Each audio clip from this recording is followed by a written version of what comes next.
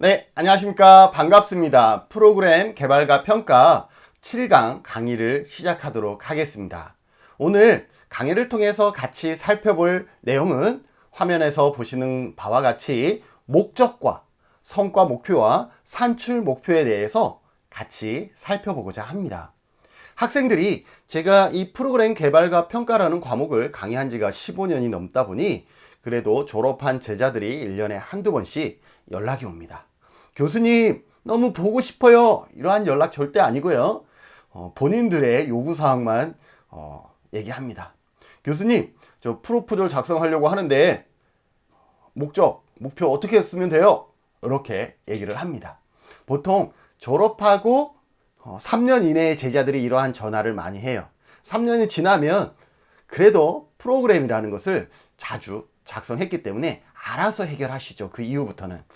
그래서 그러한 제자들이 있는데 이러한 제자들이 저한테 전화 와서 물어보는 것 중에 아주 많은 높은 비율을 차지하는 것이 바로 무엇이냐? 목표를 어떻게 작성하느냐? 이것입니다. 여러분들도 혹시 목적과 목표를 어떻게 작성하는지 궁금하신가요?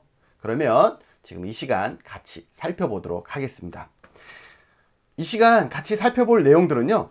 목적과 성과 목표와 산출 목표의 위계에 대해서 먼저 살펴봄으로 인해서 목적과 성과 목표와 산출 목표가 같지 않다라는 것을 먼저 설명하겠습니다. 그리고 목적과 성과 목표의 차이점을 알아보죠. 목적과 성과 목표, 즉 목적과 목표는 차이가 있다라는 것이죠. 이 둘의 차이에 대해서 살펴보고 성과 목표를 작성할 때 주요 성과 목표에 반드시 들어가야 되는 요소들이 있습니다. 그 요소들에는 어떠한 것이 있는지 이 또한 같이 살펴보도록 하고요. 마지막으로 프로그램에서 목적과 성과 목표와 산출 목표는 전체적으로 어떻게 설정하는 것이 옳은 것이냐라고 설명을 하면서 마무리하도록 하겠습니다. 강의 도중에 우리 교재를 바탕으로 한 예제들이 다 수록이 되어 있으니까 강의 안에서 여러분들이 충분히 이해하는 시간을 가질 수 있을 것이라 기대되어집니다. 그러면 같이 화면으로 들어가 보실까요? 네, 목적과 성과 목표와 산출 목표의 위계에 대해서 살펴보겠습니다. 목적과 크게는 목표로 나뉘는데 이 목표가 다시 성과 목표와 산출 목표로 나눈다라는 거죠. 자, 그러면 위계는 어떻게 되는 거예요? 목적을 달성하기 위해서 성과 목표 1, 2, 3가 필요하고 각각의 또한 성과 목표를 달성하기 위해서는 무엇? 산출 목표들이 요구되어진다라는 것이죠. 자, 그래서 여러분들이 프로포절의 양식을 접하게 되면 어떻게 이루어지냐면 보통 이렇게 이루어지죠. 이 앞에 목적을 적으라 그러고 그 다음에 여기에 성과 목표를 1, 2, 3를 적게 됩니다. 그리고 여기에 어떻게 되냐면 이렇게 칸이 나누어져서 여기에는 산출 목표를 적게 되는 것이죠. 그래서 이 산출 목표 하나, 둘, 세 개가 실행이 되면 산출 목표는 약간 진행자의 몫이라고 저는 설명하고 싶은데 진행자가 이 산출 목표를 잘 진행해서 좋은 높은 비율을 달성하면 그것으로 인해서 성과 목표가 달성되는 거죠. 성과 목표는 무엇이냐? 이용자의 변화다라는 거죠. 이용자가 변화되는 것이죠.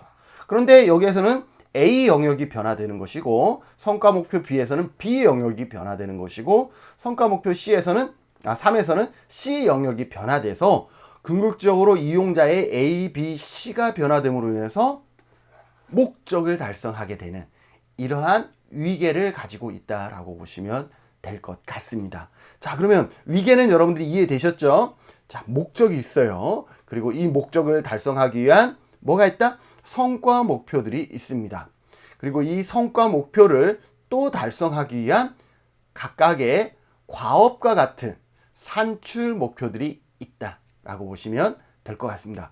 그러면 프로그램 진행하는 사람은 어디에 스케줄을 짜야 되냐면 산출 목표에 스케줄을 짜되 이 스케줄을 통해서 달성하고자 하는 것은 뭐다? 성과 목표다라는 것을 늘 머릿속에 인지하고 있어야 된다라는 것이죠.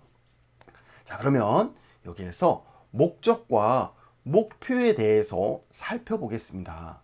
우선 목적에 대한 개념을 살펴보면 여러분들 목적 하면 자주 들어보셨죠? 그렇죠? 너 그렇게 하는 이유가 뭐야? 너가 그렇게 하는 목적이 뭐야? 라고 얘기를 하죠. 그죠? 그랬을 때 우리는 어떻게 할까요? 라는 거죠. 자, 그분이 누군가가 나에게 목적이라는 것을 물어봤는데 나는 어떠한 대답을 해야 할까요? 자, 목적을 사전에서 찾아보면 이렇게 됩니다. 사전적 정의로 목적은 일반적으로 어떻게 정의가 되어지냐 하면 실현하고자 하는 어떤 일이나 방향이라고 대부분의 사전에서는 설명이 되어집니다.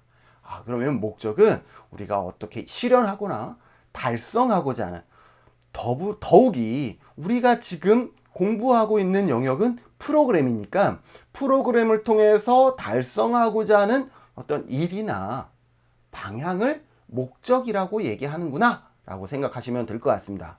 그래서 이 목적의 특징에 대해서 살펴보면 목적은 프로그램이 추구하는 방향이나 달성하고자 하는 가치를 포함하고 있는 것이다, 표현하고 있는 것이다 라고 보시면 될 것 같고, 여러분들 어때요? 가치가 딱 하나로 떨어지나요? 여러분들의 가치는 뭐냐? 라고 물어봤을 때 그것을 한마디로 설명할 수 있나요? 또 그 설명이 받아들이는 사람한테도 가감 없이 있는 그대로 전달이 되어질까요? 가치는 그러한 속성이 아닙니다. 그래서 아무리 잘 설명하더라도 어떻게 될 수밖에 없냐 하면 다소 이념적이거나 추상적인 언어로 기술될 수밖에 없습니다. 그래서 목적의 특징은 다소 이념적이거나 추상적이다라는 것이고, 그렇기 때문에 이 목적은 추상적이기 때문에 측정이 가능할 수가 없죠. 그래서 측정이 가능한 용어로 기술될 수도 있지만 어떻다? 구체적일 필요는 없다라는 거예요. 그래서 추상적이면서 구체적이다? 구체적이지 않다. 이것이 뭐다? 목적의 특징이다라는 거죠. 무엇에 비하면? 목표에 비하면 상대적인 개념이다라고 보시면 될 것 같아요. 자, 목적과 목표는 어떻게 보면 상대적인 개념이다라고 보시면 될 것 같고요. 자, 목적을 한마디로 물어본다 그러면 이 질문에 대한 답입니다. Why? 왜라는 질문에 대한 답이 무엇이냐면 목적에 해당된다라는 거죠. 선생님이 프로그램을 기획했는데 왜 이것을 하려고 합니까? 왜 이것을 하려고 해요?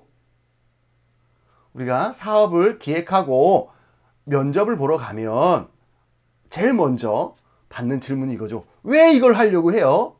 이게 필요한가요? 자, 그분이 왜라는 질문을 했어. 그러면 여러분들은 무엇을 답해야 되냐면 네 하고 여러분들이 그동안 고민해서 작성한 목적을 풀어서 설명하면 되는 거예요.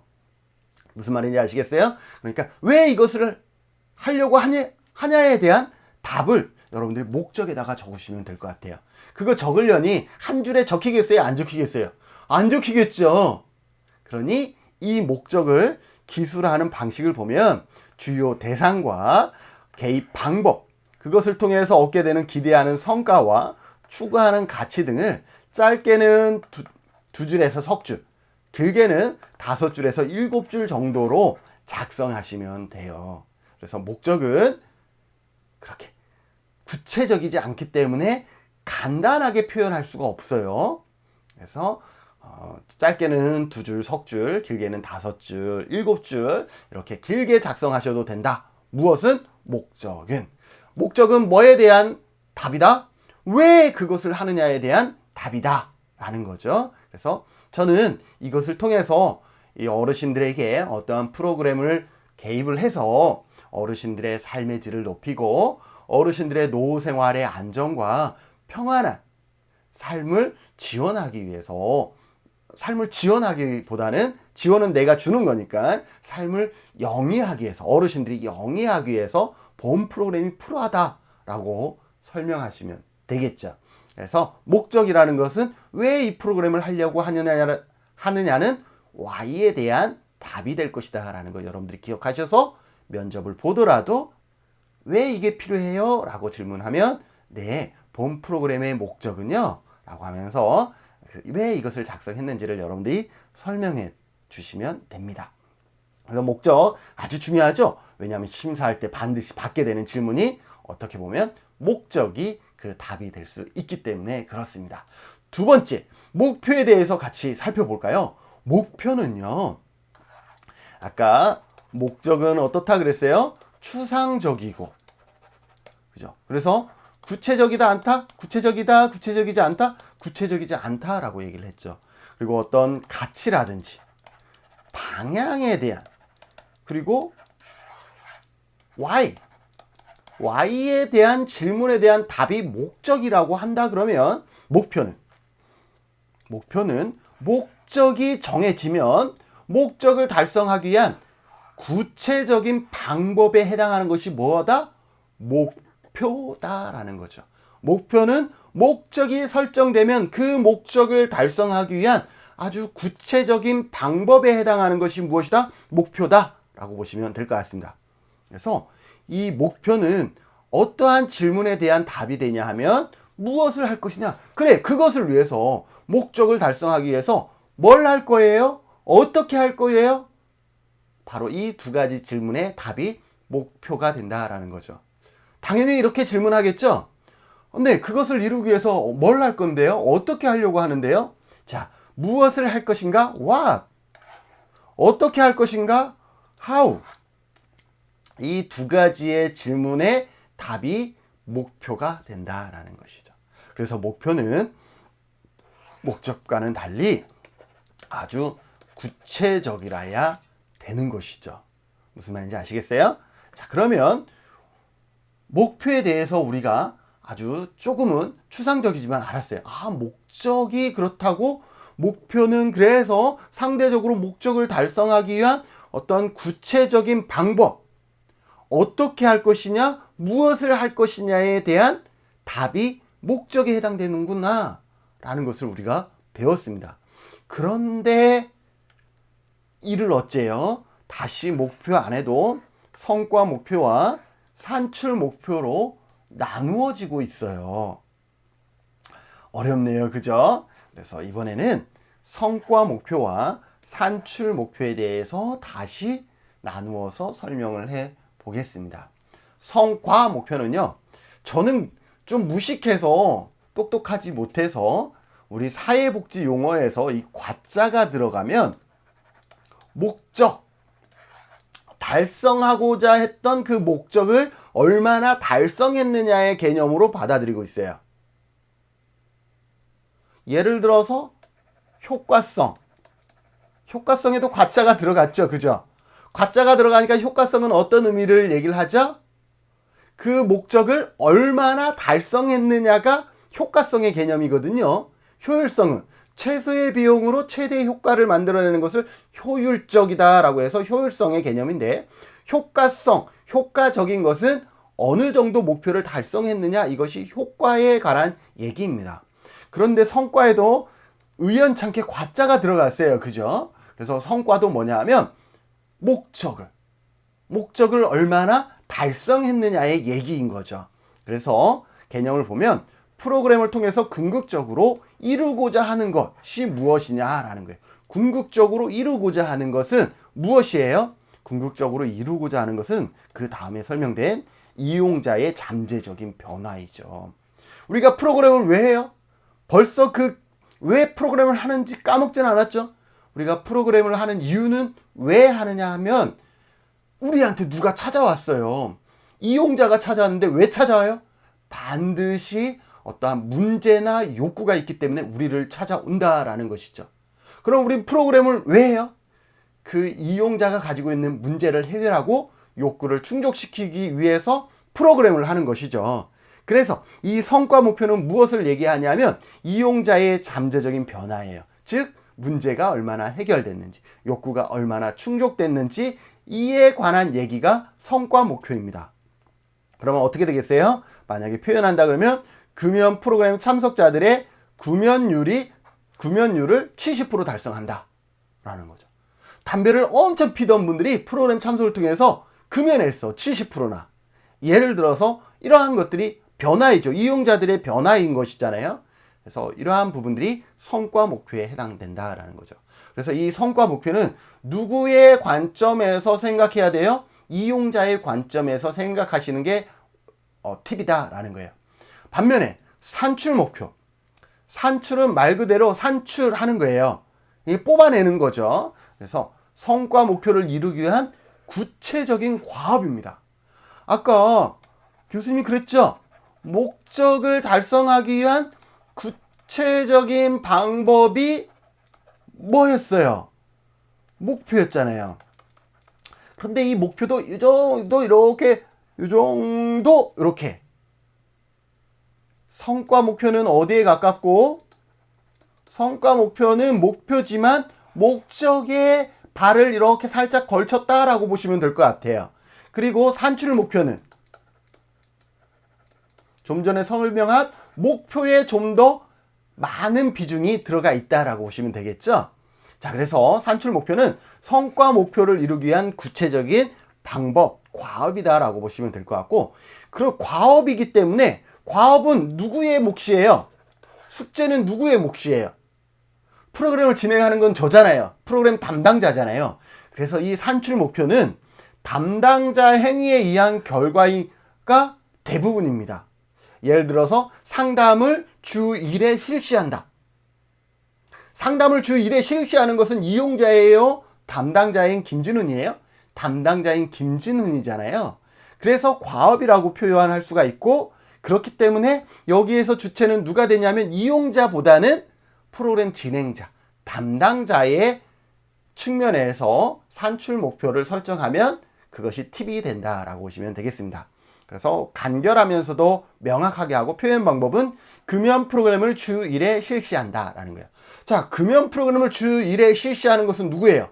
어떻게 보면 프로그램을 기획한 김진훈이겠죠. 자, 이렇게 해서 산출 목표를 달성했어요. 금연 프로그램을 주 1회 매주 프로그램을 진행했어요. 그랬더니 그분들이 어떻게 돼요? 맞아요. 금연율이 70%나 늘어났어. 뭘 달성했어요? 목표를 달성한 거죠. 목표 중에서도 성과 목표를 달성한 거죠. 이렇게 된다라는 거죠. 그래서 산출 목표를 달성하면 성과 목표가 달성이 되어지고, 이 성과 목표를 달성하기 위한 뭐를 설정해야 된다? 산출 목표를 설정해야 된다라는 것입니다. 그래서 이 둘의 관계는 이렇게 서로 뗄래야 뗄 수 없는 그러한 관계가 있다라고 보시면 될 것 같습니다. 자, 목표. 이번에는요, 그러면 목표를 어떻게 작성하면 좋은지에 대한 얘기들을 할게요. 학생들이 문의했던 가장 큰 질문이 이것이었죠. 그래서 성과 목표를 기술하려고 그러면요, 4가지의 요소가 여기에 들어가 있으면 좋아요. 그 4가지의 요소가 무엇이냐면 누가, 어떻게, 무엇을 또는 무엇을 어떻게 한다예요. 우리가 목표는 어떠한 질문에 대한 답이라고 얘기를 했을까요? 맞아요. 똑똑하신 분 기억하시죠? 바로 PPT 앞장으로 넘어가면 우리가 how와 what에 대한 질문의 답이 무엇이라 그랬어요? 목표라고 얘기를 했잖아요. 그렇기 때문에 당연히 목표에는 무엇이 들어가야 되냐 하면 어떻게와 무엇이, 이것이 목표 안에 들어가 줘야 된다라는 것이죠. 와, 그러면 또 목표가 길어지지 않을까요? 의외로 길어지지 않죠. 자, 그러면 누가는 어떤 것이겠어요? 누가는 65세 이상 어르신, 아니면 18세 미만의 아동. 어떻게는 어떻게 했어요? 방법이죠, 방법. 자기주도 학습을 통해서, 원의 치료를 통해서 이러한 방법에 해당되는 것이 어떻게고, 무엇을, 어떠한 변화죠, 변화를 만들, 그 변화가 무엇이냐라는 거죠. 우울증을, 자존감을, 부모 자녀의 관계력을, 이것을 어떻게 하겠다? 한다. 증진시킨다, 감소된다, 향상된다, 늘어난다. 이렇게 적으시면 되는 거죠. 그래서 목표에는 무엇이 들어가 주면 좋냐 하면 이 목표에 특히 성과 목표를 얘기를 합니다. 성과 목표. 지금은 그래서 성과 목표에 대한 설명이라고 보시는 게 맞고요. 누가, 어떻게 무엇을 한다. 이것이 뭐다? 성과 목표에 대한 개념이다 라고 보시면 될 것 같아요. 예를 들어서 이거죠. 발달장애 아동이 사회기술 훈련을 통하여 긍정적인 또래 관계가 향상된다. 이게 뭐다? 성과 목표라고 성과 목표라고 할 수가 있는 것입니다. 무슨 말인지 아시겠어요? 누가 어떻게 무엇을 한다. 여러분들이 지금 목표 설정에 큰 고민이 있다 그러면 요 네 가지를 한번 쪼개서 한번 집어넣어 보시죠. 그러면 어렵지 않게 목표 설정을 툭툭툭툭 할 수가 있을 겁니다. 물론 그 전에 많은 고민들을 하셔야 되겠죠. 자, 그러면 다시 한번 살펴볼게요. 자, 그러면 누가 어떻게 무엇을 한다가 어렵지 않은 것 같은데, 어렵지 않은 것 같지만 그 안에서도 우리가 조심스럽게 놓치지 말아야 될 요인들이 있어요. 첫 번째, 누가에 대해서 설명하면, 누가를 기술할 때는 구체적으로 성이나 연령이나 장애나 사회적 기능 정도를 명확하게 기술하는 연습을 하시는 게 좋습니다. 예를 들어서 이거예요. 초등학생들이 환경지킴이 활동에 참여하여 지역사회의 소속감을 가진다 라는 거예요. 초등학생들이 환경지킴이 활동에 참여하여 지역사회에서의 소속감을 가진다 라고 얘기를 했는데, 이렇게 해도 문제는 되지 않습니다. 그러나 이왕이면 여기에서 누가 초등학생이라 그랬는데 과연 초등학교 1학년부터 6학년까지 이 프로그램에 참여할 것인가를 한번 고민해 보세요. 그런데 프로그램 특성상이요, 보통 초등학교 1학년부터 6학년에 같이 참여하는 프로그램도 많이 있지만 그렇지 않은 프로그램도 많아요.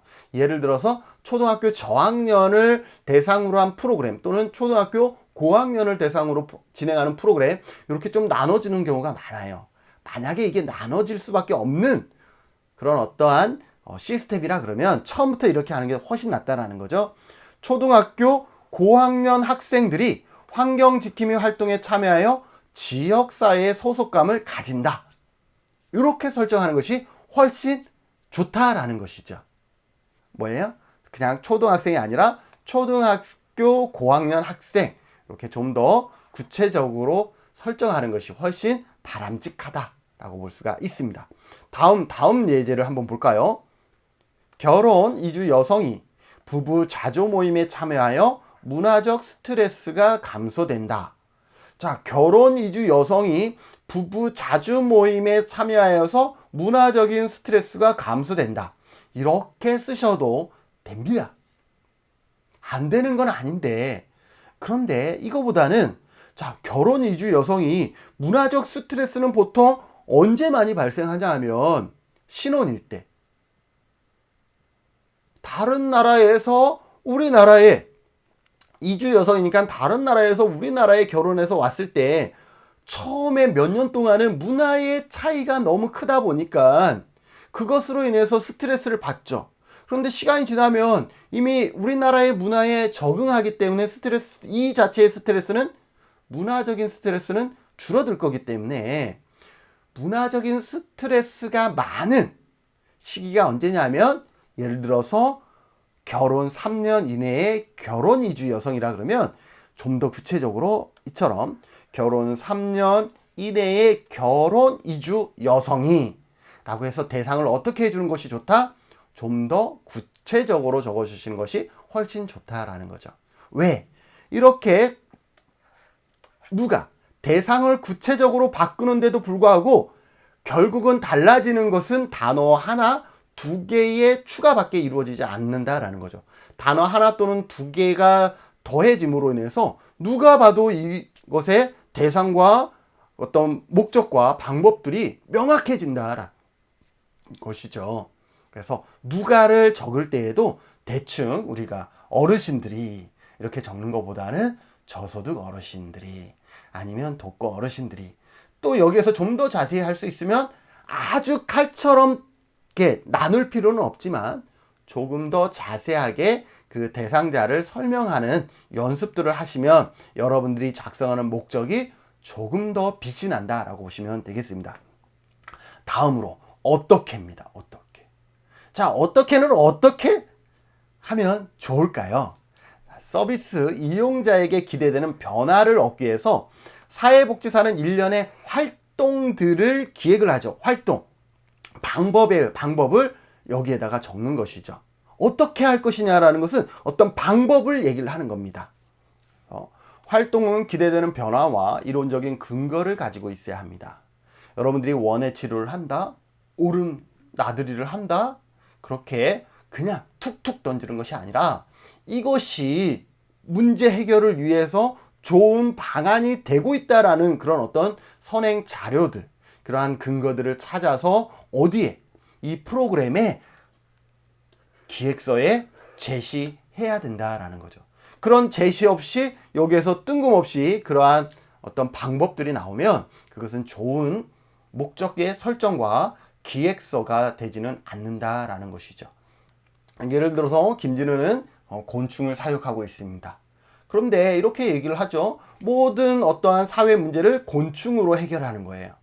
좋지 않잖아요. 그럼 반대로 곤충이 답인 것이 아니라 그 문제를 해결하기 위한 방법이 무엇인가를 우리가 고민해야 되는 거예요. 방법은 곤충이라고 제안해 놓고 이것을 짜집는 것이 좋은 프로그램이 절대 아닌 거죠.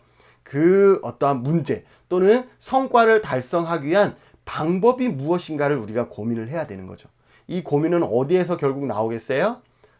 진행되었던 다양한 프로그램과 어떤 논문과 보고서들, 여기에서 나오겠죠. 만약에 이런 것이 있다 그러면 이것을 기획서에 같이 명시해 줌으로 인해서 누가 봐도 이러한 사회적인 환경 문제, 성과 목표를 달성하기 위해서 이러한 방법을 사용하고 있구나, 바로 이해되겠죠. 자, 그러면 한번 다시 연습을 해볼까요?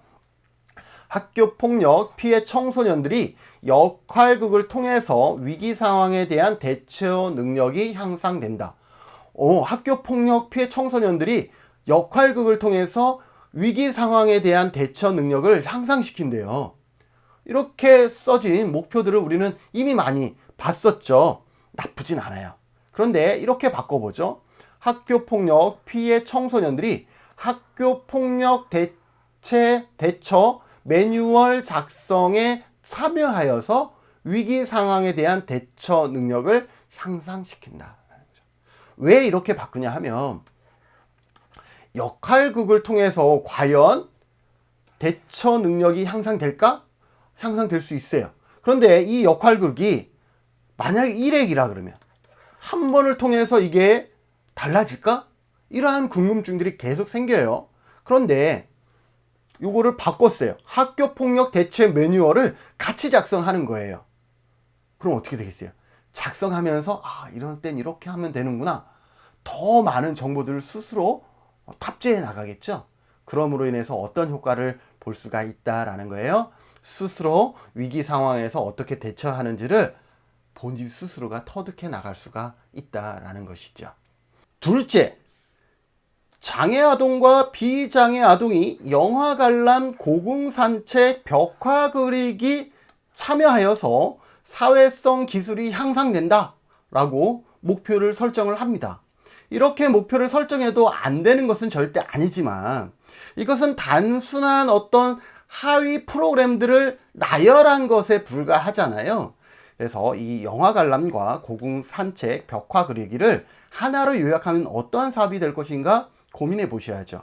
그래서 장애 아동과 비장애 아동이 문화체험 활동에 참여하여 사회성 기술이 향상된다, 이렇게 표현하는 것이 훨씬 좋을 것 같고요. 세 번째, 재혼 가정이 1박 2일 캠프에 참여하여 가족 응집력이 향상된다. 자, 1박 2일 캠프를 참석하면 가족 응집력이 향상된다라는 것을 우리가 유추할 수 있을까요?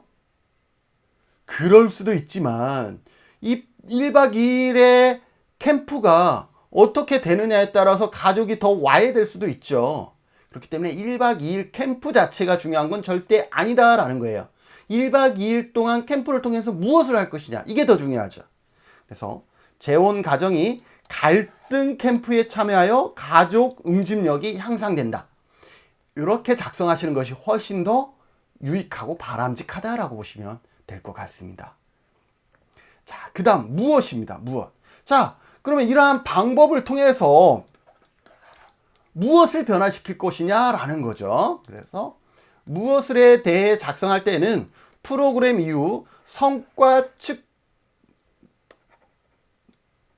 측정이에요. 성과 측정. 얼마나 목표를 달성했느냐의 그 성과 측정과도 연결이 되기 때문에 측정 가능한 개념을 활용하는 것이 도움이 됩니다. 그래서 우리가 이 방법을 통해서 무엇을 어떻게 할 것이냐 이거거든요. 무엇을. 이 무엇을은 누구의 관점이냐 하면 어떻게는 진행자의 관점이라 그러면 무엇을은 이용자의 관점에서 고민을 해 두시면 되는 거예요. 그래서 자녀를 입양 보낸 미혼모들이 누가죠? 누가? 여기에서도 그냥 미혼모라고 하지 않고 구체적으로 자녀를 이미 입양을 보낸 미혼모들, 구체적으로 누가에 대해서 썼고, 정서적 지지 프로그램에 어떻게는 뭐예요? 방법은 정서적 지지 프로그램을 통해서 무엇을 어떻게 하겠다라는 거예요? 마음이 편안해진다. 무엇이? 마음이에요. 마음이. 어떻게 된다? 편안해진다. 자, 그런데 여기에서 주의할 것이 뭐냐면 이 무엇을은 궁극적으로 프로그램이 다 끝나면 우리가 계측할 수가 있어야 돼요. 왜? 성과 측정의 근거가 되기 때문에. 자, 근데 우리가 마음을 측정할 수 있는 방법이 있을까요? 마음을 측정하는 척도가 많지는 않을 거예요. 있나 모르겠어요. 그만큼 마음 자체를 측정하기보다는 마음 중에서도 우울증 성향이라든지 행복 성향이라든지 이러한 것을 측정하겠죠. 그래서 마음을 측정할 척도가 많지 않을 거예요. 그러면 마음이라고 집어넣었을 때 마음이 얼마나 편안해지는지를 우리가 계측, 수치화하지 못하기 때문에 결국은 사업이 얼마나 효과적이었는지를 증명하지 못하게 될 수도 있어요. 그래서 계측이 가능한 슬픔이 감소된다. 왜냐하면 슬픔에 관한 척도들은 있거든요. 그래서 마음, 추상적인 마음보단 조금 더 구체적으로 측정이 가능한 슬픔에 대한 얘기를 했고, 여기에서 보면 슬픔이 감소된다라고 했는데 이것도 다시 긍정으로 표현하면 더 좋아요. 슬픔보다는 긍정. 그래서 저는 한계가 있어서 자존감을 증진한다라고 바꿔봤어요. 슬픔을 감소한다로 적기보다는 자존감을 높인다라고 설정을 해 본 거죠. 무슨 말인지 아시겠어요? 무엇을은 누구의 관점이에요? 누구의 변화예요? 이용자의 변화이다. 그 이용자의 변화를 나중에는 우리가 수치화해야, 즉 계량. 이거는 수치화하는 거예요. 그래서 이 계량화가 가능해야 되기 때문에 계량화가 가능한 무엇을이 여기에 들어가는 것이 중요하다라고 보시면 되겠습니다. 그 다음에 한다죠. 한다는 결국 동사 형태로 끝나는 거죠. 증가시킨다, 낮춘다, 감소한다, 뭐 이러한 표현들이 여기에 해당되는 것이죠. 그런데 이 한다를 표현할 때 어떻게 한다? 변화의 정도와 방향을 일컫는데 동일한 내용이라 그러면 어떻게 표현하는 것이 좋다? 긍정적으로 표현하는 것이 좋다. 결석률을 낮춘다 보다는 출석률을 높인다라고 표현하는 것이 좋고, 실업률, 결석률하고 비슷하죠? 실업률을 낮춘다라고 표현하는 것보다는 취업률을 높인다라고 표현하는 것이 좋고, 우울증을 낮춘다라기보다는 우울증의 반대는 뭘까요? 뭐 자존감이라든지 행복 수준을 높인다라고 표현하는 것이 훨씬 좋다. 그럼에도 불구하고 이거는 부정적으로 표현할 수밖에 없는 거는 그거는 어쩔 수 없이 부정적으로 표현하셔도 되는 거예요. 긍정으로 수정이 가능한 부분들은 긍정으로 수정하시는 게 좋다라는 의미를 얘기를 하는 거예요. 자, 더불어서요. 우리가 한다는 맨 마지막에 동사로 끝나는 부분이잖아요. 뭐뭐 시킨다의 표현은 자제하는 게 좋다. 지양하는 게 좋다라는 거예요. 지양. 쓰지 않는 게 좋다라는. 시킨다. 시킨다는 누구의 관점이냐면 내가 시키는 거죠. 그리고 이용자 입장에서는 수동적으로 당하는 게 되잖아요. 그래서 동사는 누구가 주어가 될 수 있도록, 이용자가 주어가 될 수 있도록 설정하시는 것이 좋습니다. 그래서 65세 이상 독거노인들에게 한글 교실을 제공하여 자존감을 증진시킨다. 자존감을 증진시킨다 보다는 독거 어르신들에게 한글 교실을 제공하여가 아니라 참여하여 자존감이 증진된다. 이렇게 표현하는 게 더 낫겠죠. 참여하여 자존감이 증진된다. 누가 증진되는 거예요? 맞아요. 어르신들이 증진되는 거예요. 표현을 어르신들이 주어가 되게끔 해서 목표를 설명하시는 것이 좋다. 또 이런 거 있죠. 단기 쉼터에 있는 중학생 청소년들이 진로 탐색 프로그램에 참석하여 무단 결석률이 감소된다가 아니라 출석률이 향상된다. 출석률이 높아진다. 이렇게 표현하시는 것이 더 좋다라고 설명할 수가 있습니다. 어때요? 너무 간단함. 누가 어떻게 무엇을 한다. 너무 간단했는데 자세히 쪼개보니 그 안에서도 우리가 좀 더 고민하면 참 좋은 것들이구나. 좋은 것들이 많구나라는 것들을 우리가 느끼셨나요? 여러분들이 목표를 설정하시면 이것을 미리 생각하기가 좀 어려우시면 여러분들이 먼저 목표를 작성하신 다음에 과연 나는 김준은 교수가 설명한 대로 목표가 잘 설정이 됐는지 다시 한번 영상을 보시면서 한번 비교해 보시라는 거죠. 그러면 조금 더 좋은 목표, 조금 더 바람직한 목표가 만들어지지 않을까라는 생각을 해봅니다. 그러면서 목표를 기술할 때 우리가 추가적으로 우리가 염두에 줘야 되는 그런 어떤 모습이 있습니다. 그래서 목표는요, 스마트. 요즘 스마트가 대세죠. 스마트한 것이 대세잖아요. 그런데 아주 오래전에 누군가가 이 목표를 설정함에 있어서 스마트 원칙을 제시했어요. 이 영어 단어 앞단어를 따면서 그 앞단어를 맞췄더니 스마트예요. 그래서 그 스마트가 의미하는 것을 내용을 보면요. 첫째, 목표는 구체적이어야 한다. 목적은 추상적이어도 상관이 없는데 목표는 어떻다라고 얘기를 했어요? 구체적이라야 한다 그랬죠? 그래서 목표는 구체적이어야 한다. 두 번째, 목표는 측정 가능해야 한다라는 겁니다. 왜? 나중에 그래야 변화를 볼 거 아니에요. 변화 정도를 우리가 살펴볼 거 아니에요. 그죠? 개입하기 전, 개입한 후 변화를 살펴보기 위해서는 측정이 가능해야 변화의 정도를 우리가 얘기할 수가 있겠죠? 측정만 가능하면 뭐예요? 달성을 못하면 안 되겠죠? 그래서 어떻게 해야 돼요? 달성이 가능해야 되겠죠. 측정 가능했는데 이 정도 수준이었어요. 그런데 나중에 했더니 이 정도 수준 변화가 크게 없어. 그럼 뭐 달성하지 못했어. 측정은 가능했으나 달성하지 못했어. 그러면 프로그램을 진행한 시간과 재정이 뭐예요? 무의미하다라는 것을 증명하는 것밖에 안 되잖아요.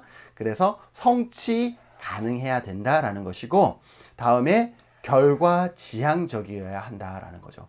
할 수 있는 것을 해야 되는 거예요. 할 수 없는 것, 예를 들어서 어떤 기업의 가치라든지 이러한 것들을 다 반영해서 할 수 있는 것들을 하셔야 된다라는 것이고, 끝으로 시간 제한을 갖는다라는 거예요.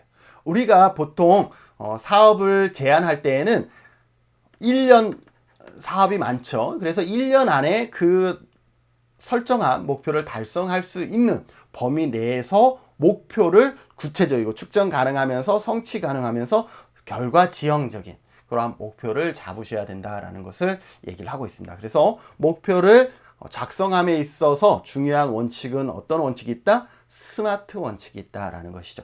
이 스마트 원칙도 한번 같이 자세히 살펴볼까요? 자, 첫 번째, 구체적이어야 한다라는 것이죠. 목표는 추상적이거나 이념적인 용어를 사용해서는 띠딩띠딩 안 된다. 그래서 모든 사람이 같은 의미로 해석될 수 있는 용어를 사용하는 것이 바람직하고요. 학문적으로도 근거를 가지고 있어야 됩니다. 어떤 목표를 설정했는데 우리가 육하원칙이라 그럴까요? 그러한 어떤 구체성이 있어야 된다라는 거죠. 이 목표 안에는. 예를 들어서 봅시다. 결혼 이주 여성이 모국 여성과의 자조 모임을 통해서 평안한 마음을 갖는다라는 목표와 수정한 결혼 이주 여성이 모국 여성과의 자조 모임을 통해서 스트레스가 완화된다. 어떤 것이 조금 더 구체적일까요? 평안한 마음이라는 것은 상당히 개념화하기가 어려운 상태이죠. 평안이라는 것은 다양한 요인들이 복합적으로 연결되어 있는 거죠.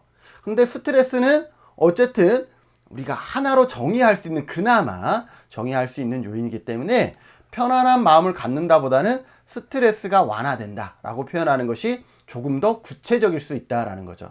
그런데 여기에는 뭐 그런 문제들은 있겠죠. 교수님이 아까 긍정적으로 표현하는 게 좋다라고 얘기를 했는데, 긍정적으로 한다 그러면 위쪽으로 가는 게 맞지만 위쪽으로 가려고 그랬더니 평안한 마음이라는 것이 참 모호하다라는 거예요. 그래서 구체성이 떨어지기 때문에 좀 전에 설명했듯이 어쩔 수 없이 부정적인 표현을 쓴다 그러면 쓸 수밖에 없다 그러면 그대로 써도 무방하다라고 얘기를 했죠. 그래서 스트레스가 완화된다 라고 쓰셔도 됩니다. 더불어서 장애 아동이 집단 활동에 참여하여 좋은 친구 관계를 형성한다. 수정한 것을 볼까요? 장애 아동이 사회성 기술을 습득하여 대인관계 능력이 향상된다 라는 거죠.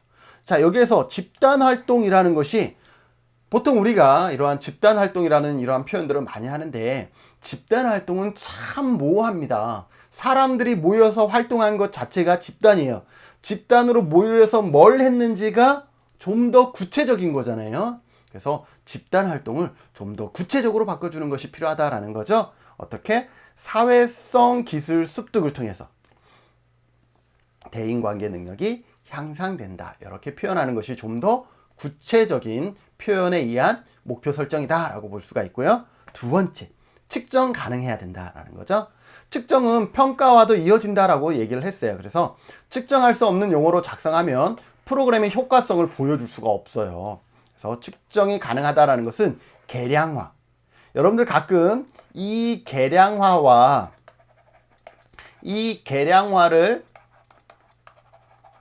잘못 해석하고 있는 분들이 있는데, 이 계량화는 좋게 만드는 계량화이고, 이 계량화는 수치화 하는 거예요.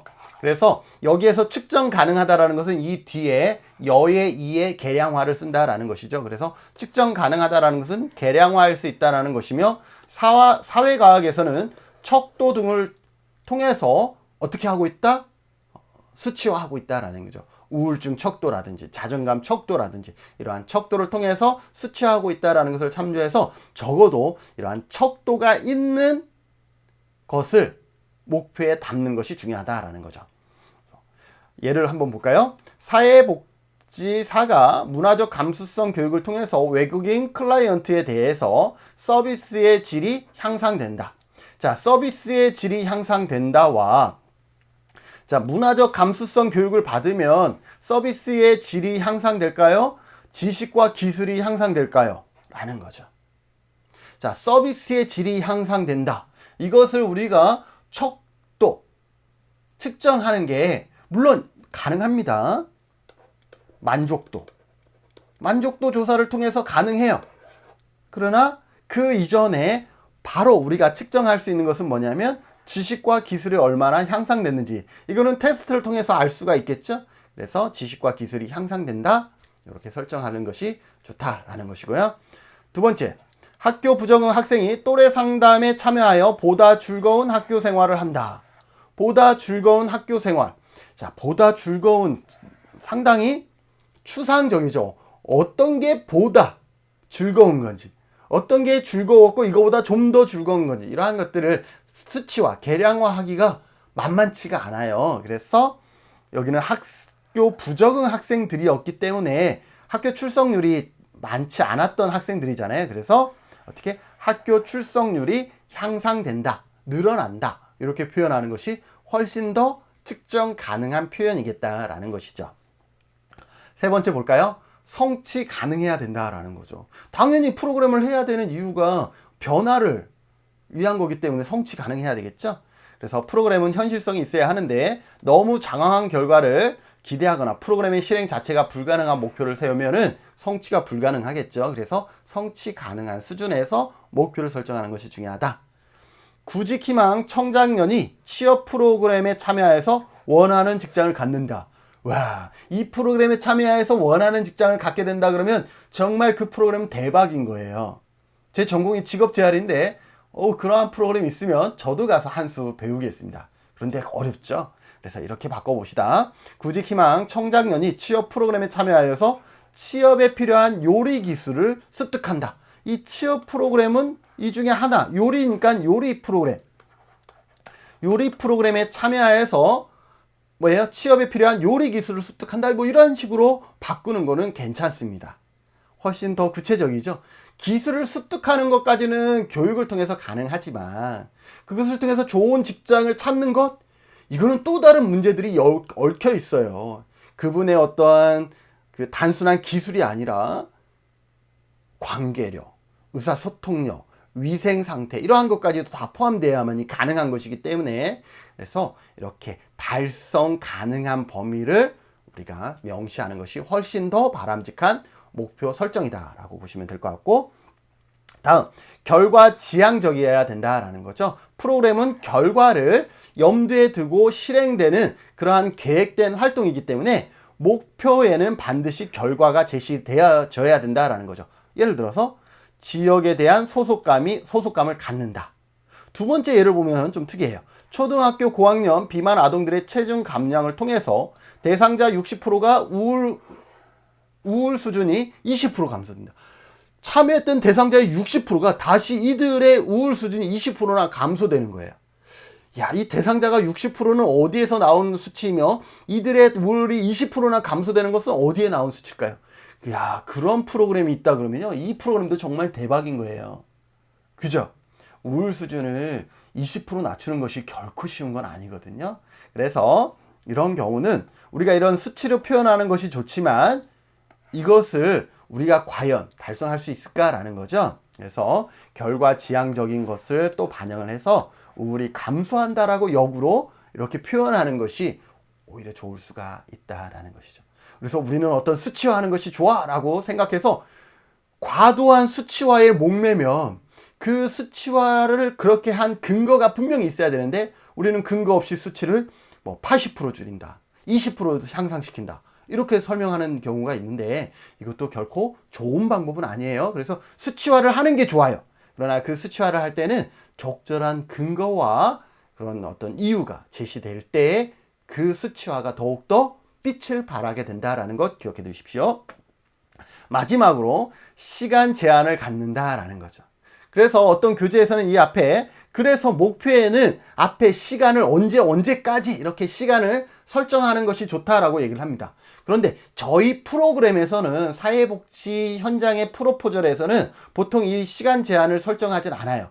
그 이유가 할 필요가 없다라는 것이 아니라 이미 우리 프로그램은 어떠한 것이 전제가 되어져 있냐 하면 이미 보통은 1년 안에 이 프로그램의 목표를 달성해야 되는 전제가 달려 있기 때문에 굳이 이 앞에 상반기에 또는 1년 안에 이렇게 달성된다 이렇게 그 앞에 기간을 설정하지 않아도 우리는 유추하는 거죠. 이 프로그램은 1년 안에 이러한 것을 달성하고자 하는구나라고 그게 내재되어 있기 때문에 이 시간 제한은 생략해도 되지만 뭐예요? 그 시간 안에 달성 가능한 어떤 목표를 설정하는 것은 중요하겠죠.